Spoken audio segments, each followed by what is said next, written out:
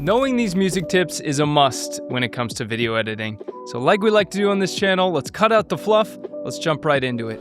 What do you do when you have no idea what type of music will fit your video? You probably just pick a song, throw it on your timeline, listen to it, add another song, and go through this tedious, annoying process. There is a better way to do this in Final Cut Pro. Select all of the songs that you would like to try out, Control right click, and press Create Audition, or you can press the keyboard shortcut Command Y. You'll see now we have this piece of media with a little spotlight on it. You could just drag that on your timeline. And as you play your music, you're gonna hold Control, Option, and the right arrow key to cycle through all your different pieces of music.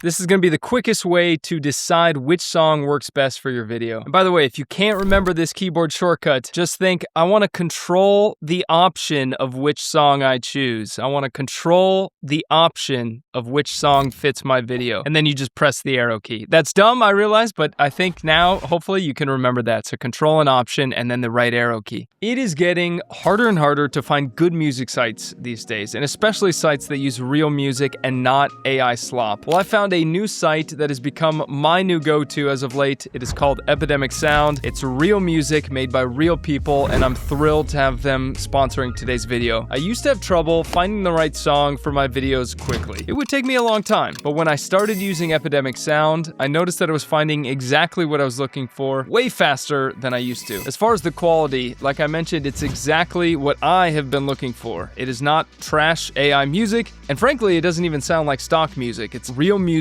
from genuine artists, and I love that. But here's what matters most to me as an editor and a YouTube creator. Every single track and sound effect on Epidemic Sound is restriction-free, so no copyright claims. You can publish anywhere, on YouTube, TikTok, client work, and you're fully covered. If you've ever had a video demonetized and flagged because of a music claim like I have, you know exactly how painful that is, so this alone is worth it. They also have some really useful tools built in. Adapt is awesome. It does a couple of things actually, but why I like it is you can choose to have it automatically cut down the song to fit your video length. There's also Assistant, which is their AI that helps you to find the exact song that you're looking for even quicker. Right now you can get 50% off Epidemic Sound for 2 months using the code DylanJohn at checkout, and this offer ends on July 20th. So if you're looking for a solid music and sound effects site, good music library, now's a good time to jump on this deal.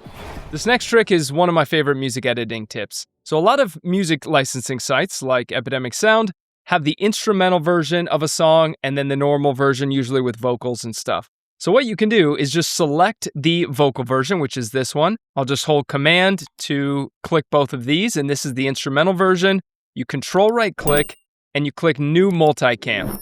And once you hit OK, that will create a multicam for this song, so we can just drag it on our timeline here. And if I play this out, you'll hear that the vocal track is clashing with my voice.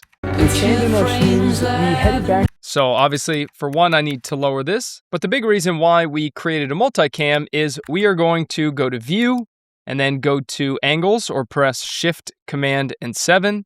And right when my dialogue comes into play on the timeline, we're going to switch to the instrumental version. And I think probably I'll need to lower these a bit, so I'll just press Control minus. So here is what we have.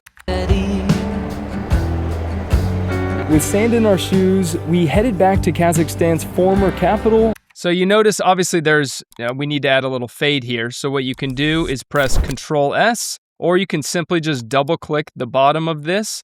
And then we can just add a little crossfade here. We'll just extend out the music, add this fade.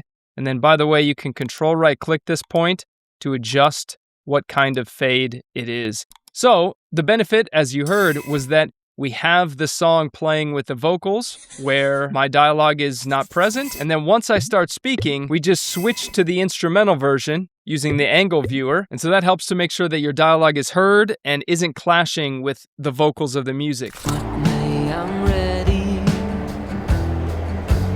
With sand in our shoes, we headed back to Kazakhstan's... I know this has happened to some of you where you put music on your timeline and it just kind of drowns out what you're saying in the video. it just kind of clashes with it. That's usually because the music has certain frequencies and your voice has certain frequencies. And so if they're both competing at a certain level, then you're gonna have a hard time understanding one over the other. I used to teach something different, that you should go to your effects browser and add the channel EQ effect to both the music and your voice, find the frequencies in your voice, and then cut out those frequencies on the music channel EQ.